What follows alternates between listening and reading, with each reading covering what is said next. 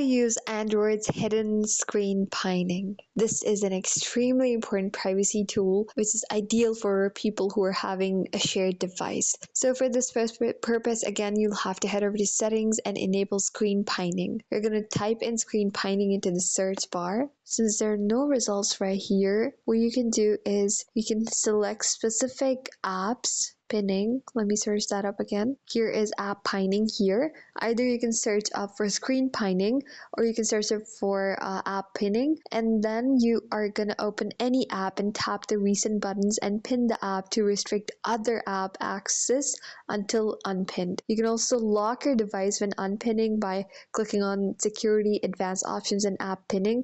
I'm gonna head over to app pinning and we're going to turn app pinning on, and that way you can enable and use Android's hidden screen pinning. So that's it for this video, guys. I hope you guys find this video helpful.